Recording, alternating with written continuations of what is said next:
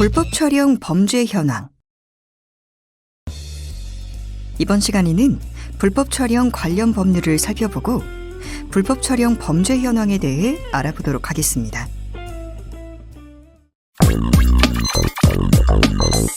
불법 촬영 관련 법률. 지난해 홍대 누드 모델 불법 촬영 사건, 웨파드 카르텔, 일베 여친 인증 등 온 오프라인상에서 불법 촬영 범죄가 주요 사회 문제로 대두되며 미투 운동과 불편한 용기 시위 등 불법 촬영 근절과 젠더 폭력 문제의 해결을 요구하는 목소리가 커졌습니다. 뿐만 아니라 박사방, 엠번방 등 텔레그램 성착취 사건으로 인해 디지털 성범죄 처벌 강화에 대한 국민적 목소리가 더욱 커지자 정부는 디지털 성범죄 근절 대책을 수립 시행하였습니다. 불법 촬영물 및 불법 유포물에 대한 소지, 구입, 저장, 시청 행위를 처벌할 수 있는 처벌 규정 및 촬영물 등을 이용한 협박, 강요죄에 대한 처벌 규정을 신설, 불법 촬영 및 유포에 대한 법정형을 상향하는 등 성폭력 처벌법 개정을 통해 신종범죄에 대한 사각지대가 없도록 디지털 성범죄 전반에 대한 포괄적인 대책을 마련하였습니다.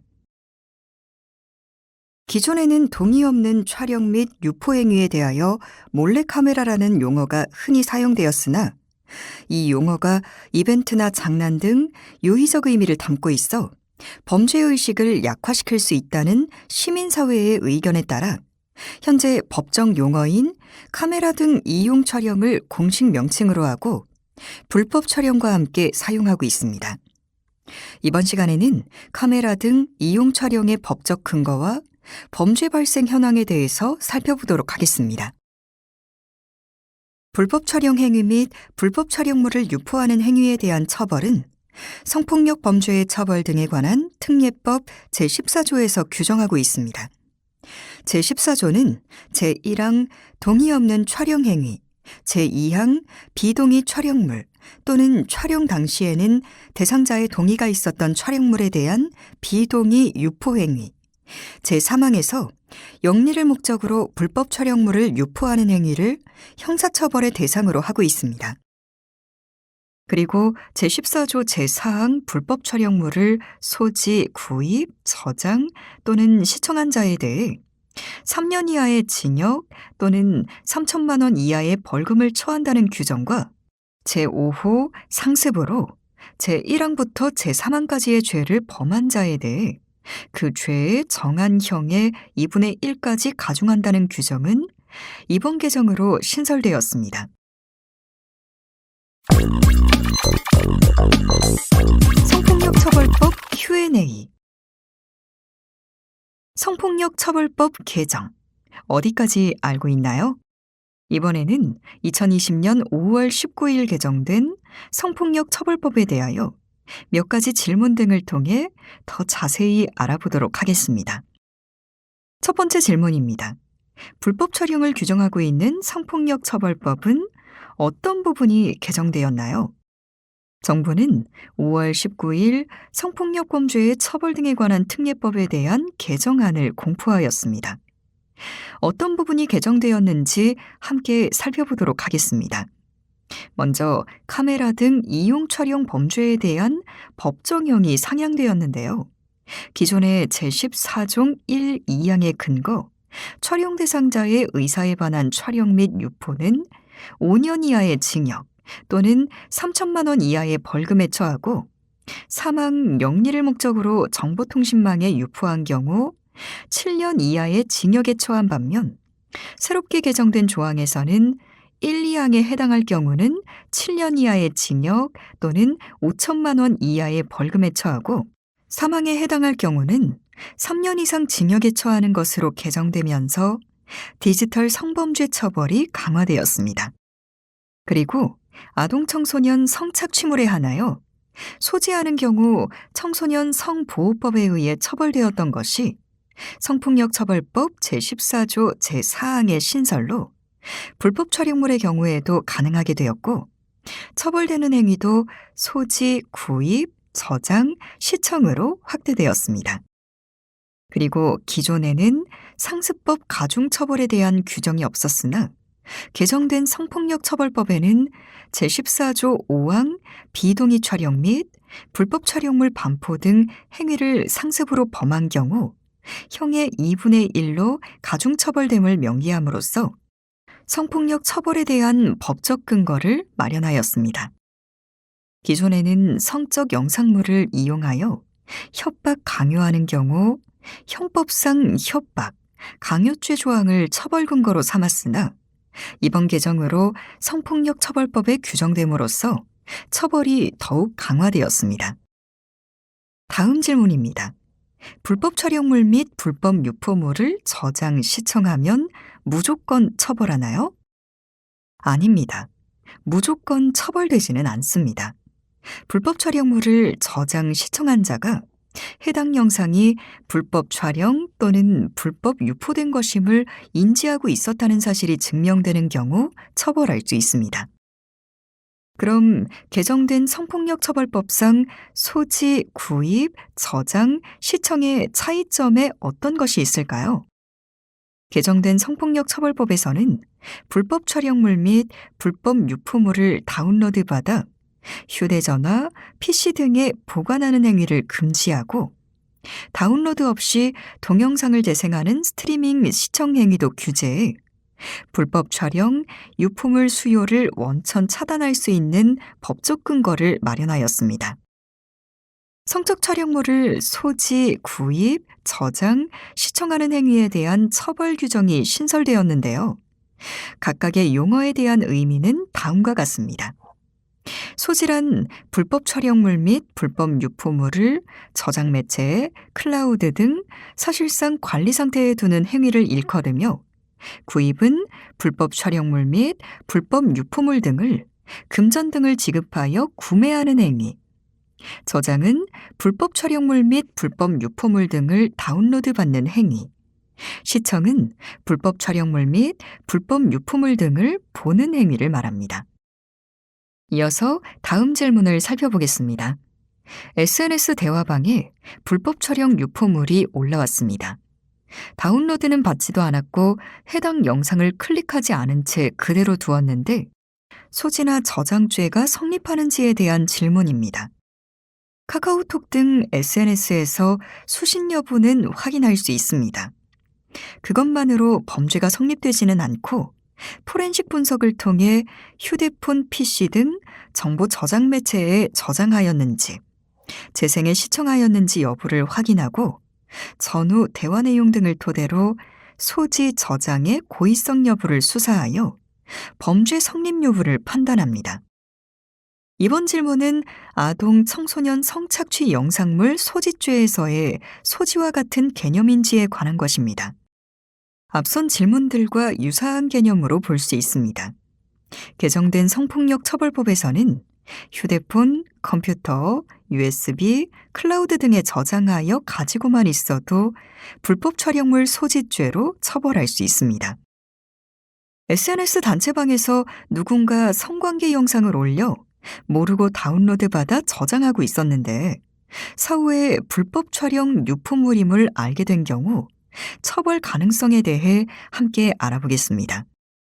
불법 촬영, 유포물임을 모르고 시청, 저장하게 된 경우 처벌이 어려울 수 있습니다.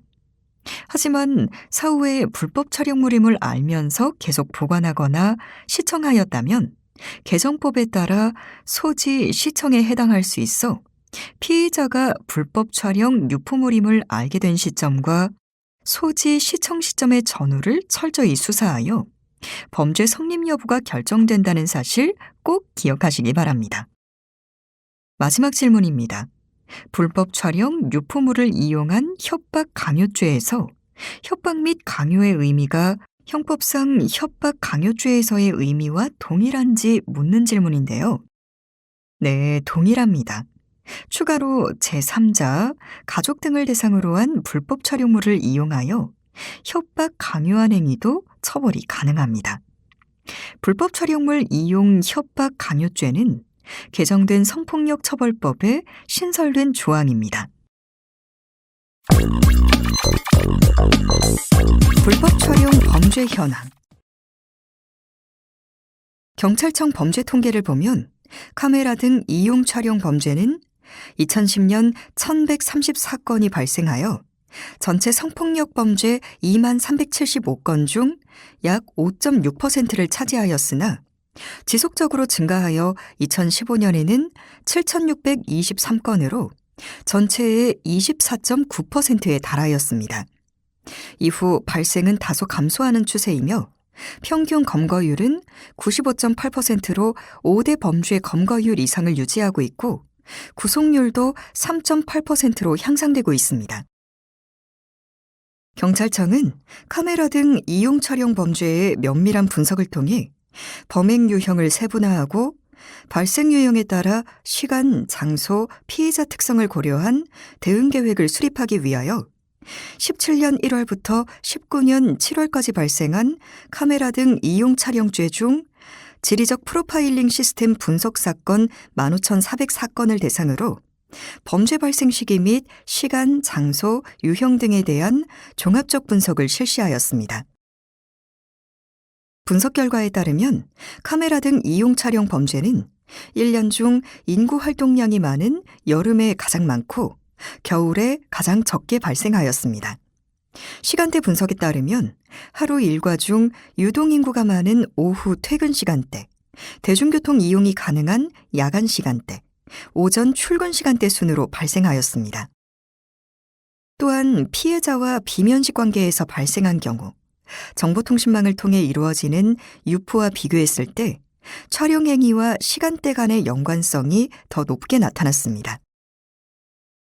발생 장소는 교통시설 내에서 발생하는 경우가 33.9%로 가장 많았으며 다음으로 다중이용장소 20.1%, 주거공간 15.6%, 학교, 사무실, 병원 등 일정한 목적을 가지고 출입하는 특정 목적 이용장소가 13.9%, 숙박업소 10.4%, 노상 및 기타 지역이 6.13% 순으로 나타났습니다.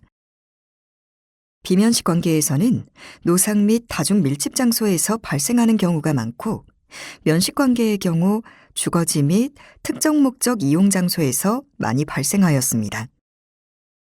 유포에 비하여 촬영의 경우 비면식 관계가 많고 교통시설, 다중 이용 장소, 노상에서의 발생 비율이 높았습니다.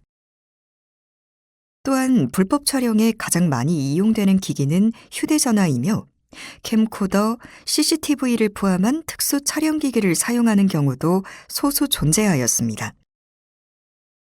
특수 촬영기기의 경우 다른 물체 외관으로 위장된 옷걸이형, 만년필형, 시계형 등 변형 카메라, 캠코더, 그 외 초소형 카메라, 노트북 내장 카메라 등을 사용한 경우가 있었습니다.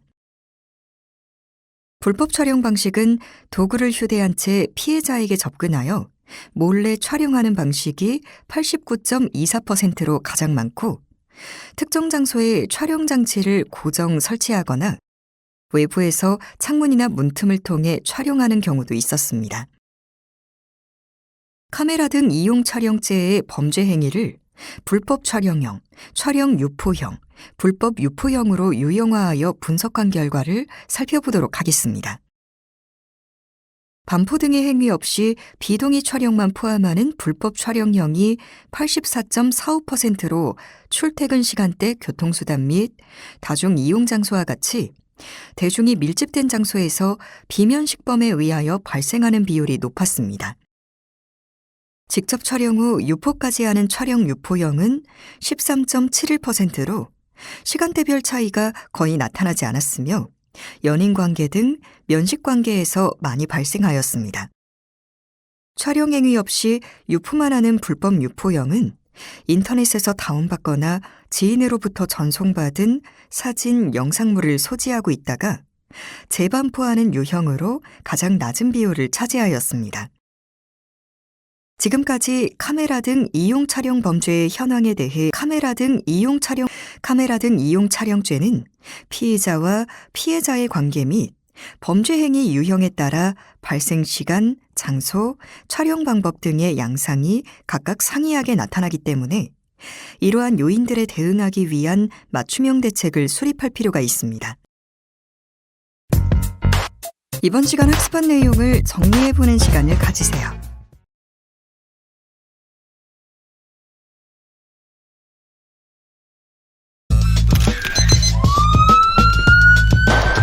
이번 시간 학습을 모두 마치겠습니다. 수고하셨습니다.